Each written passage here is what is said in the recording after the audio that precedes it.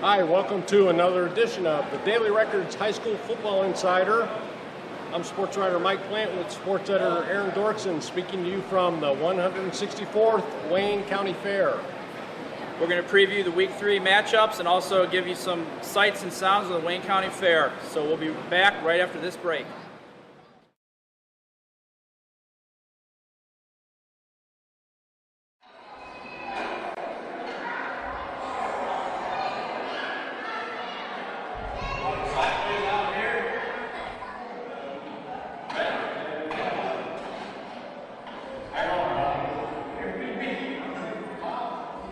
Hey, we're going to shoot in the horse barn again. Mike, you want to? No thanks. Let's go over to the pigs.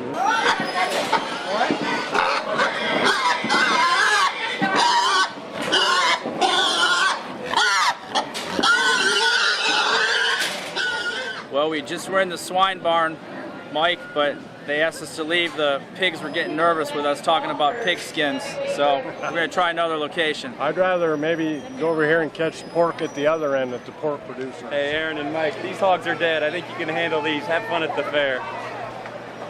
Hey, Aaron and Mike, I bet you can handle this animal. Have fun at the fair. Welcome back to the Wayne County Fair and the Daily Record's High School Football Insider. Aaron, before we get to next week's games, why don't we take a quick look back at what happened last Friday? Yeah, in Week 2 there were a lot of great games, some surprises.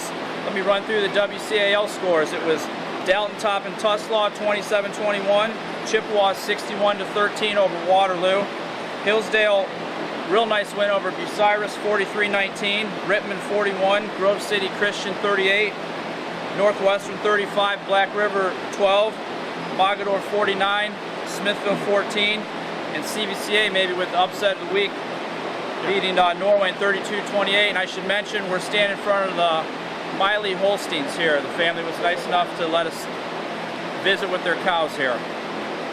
In other games, Wadsworth edged Worcester 14-13.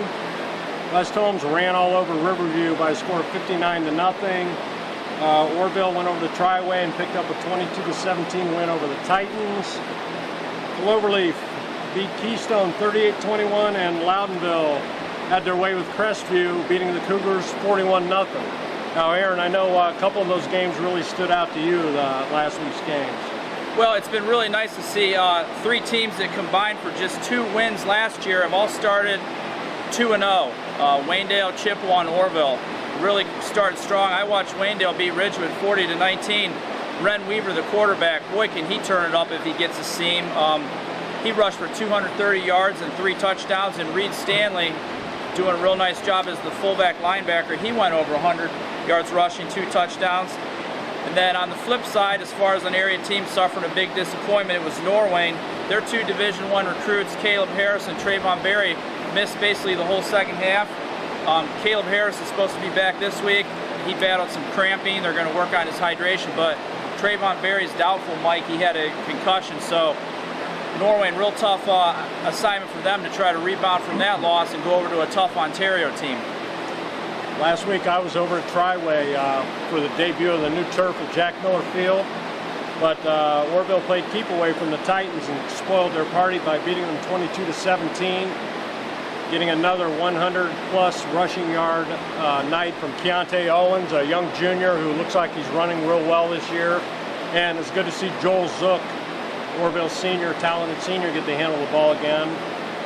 Worcester made a lot of improvement from week 1 to week 2, but it wasn't enough as they were beaten in the 4th quarter by Wadsworth 14-13. Still a big improvement over last week for the Generals. And I got to give you props. Mike here was the only one that picked Orville. I think he could run for mayor or something and do pretty well on that Triway game. We're going to take another break, and when we come back, we're going to look at Friday night's games here on the Daily Record High School Football Insider. Welcome back to the Daily Record High School Football Insider. I came across 2 Northwestern students. Can you introduce yourselves? My name is Adam Miley. My name is Courtney Kleiner. And your brother? Caleb Kleiner. He's a senior. On the Northwestern team. A lot of excitement in Husky Land. What's your prediction for the team this year? Well, I'm in the Northwestern marching band, and we want pretty much to both game. And I've seen a lot of improvement from the first game. We had a lot of penalties in that first game. And against Columbia, I don't know how it's a pretty even match. So, Who's your favorite player on the team? I don't know, all of them. Think they're going to go all the way this year and win the county league, or? Yeah, I think they're going to go pretty far. Surprising that Norway lost to CBCA, but hopefully we can go far this year. Well, thanks for giving us your thoughts on the team, and enjoy the rest of the fair. Yep, you too. Welcome back. Let's take a look at the Week 3 matchups. Tuslaw's going to Chippewa, Canton Timken at Dalton, Loudonville at Hillsdale, Northwestern's going to Columbia, Rittman visits Mapleton, Fairless at Smithville. Triway will have its third straight rivalry game when they host Waynedale. Northwest is at Orville. Coshocton travels up Route 83 to take on West Holmes. Chagrin Falls will be at Worcester's Falls Field, and Buckeye will go to Cloverleaf. Aaron, you've got a couple of those games maybe that jump out at you as intriguing matchups. Well, yeah, definitely. I mean, a lot of people are wondering how's Norway going to react. They had an 11-game regular season winning streak snapped when they lost to CBCA. Now they go to Ontario, that's beat Lexington and Clear Fork, two usually pretty decent Ohio Cardinal Conference teams. The Bobcats are expected to get Caleb Harris back. He's going to work on his hydration and the cramps that were plaguing him. But Trayvon Berry, another standout wide receiver DB, probably doubtful with that concussion. Ontario, a quick glance at them. They have a running back, Jordan Campbell, already has 295 yards and 5 touchdowns on the year. Wow. And Worcester Generals, I think everyone acknowledges, Mike, they have the toughest non-league schedule. They're 0-2. Doesn't get any easier. Chagrin Falls visits. Although Chagrin Falls, I don't think they're going to be quite as tough as last year. They graduated one of the biggest senior classes ever. They are coming off a loss to Notre Dame Cathedral Latin. But, you know, the big question, can Worcester put it together, put two halves? They've struggled in the second half. So that's another game I'm pretty interested to see, Mike. Yeah, standing down here in front of the antique tractors, you know, nothing runs like a John Deere except for maybe Ren Weaver of Waynedale, who has gone for over 200 yards in both of Waynedale's 2 games this season. Both Waynedale victories. They're going to be making a short trip over to take on Triway. The Titans 0-2 after losing to Orville last week. And it's been the same thing in both weeks for Triway. Aaron, they have not been able to stop the run. Last week against Orville, Triway had the ball only for 14 out of the 48 minutes. So they're going to have to figure out a way to get off the field against Waynedale. The Bears, as I mentioned, Ren Weaver, they've also got a second part of that combination and running back Reed Stanley. They run that little Reed option you were telling me about last Friday. And some teams go with Stanley, and Weaver's been getting big carries. If the teams cover Weaver, it seems to be Reed Stanley who gets to do the damage. So that'll be an interesting game there. Triway 0-2, kind of on the ropes right now. Needs a victory to keep its faint playoff hopes alive, and we're only in week 3. And the other game, Aaron, I think Northwestern's making that long trip up north to take on Columbia. Columbia has 18 starters back from last year's team that went 10-2 and won a first-round playoff game. And on defense, Aaron, they've got 4 guys back last year who were all Ohio. 1 first-teamer, 2 second-teamers, and a third-teamer. So they're going to be ready for the Huskies. Columbia's 2-0. Struggled in one game against Independence. They beat Independence on opening Friday night, 34-33.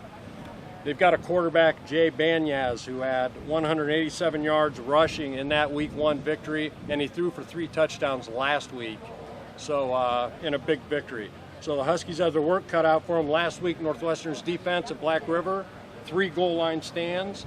Defense took 2 turnovers and converted them into points. Northwestern was up 14-0, Aaron, before they'd even run 5 offensive plays. Once they got the offense going, Tyler Smith went on to have 191 yards, but one stat to note, Black River did run for over 300 yards against the Huskies. Well, hey, you have to tip it to a lot of these area athletic directors and football coaches for stepping up the non-conference schedules. For sure. This week's going to complete that action, and then we'll get into league play. So best of luck to all the area teams, and as always, thanks for watching the Daily Record High School Football Insider.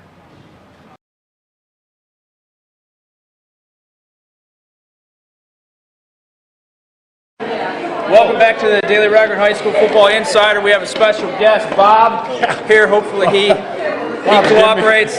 He's owned by Brian Sinnett and the Heinz and Sinnett Belgians in Worcester. Bob's giving me a dirty eye, too.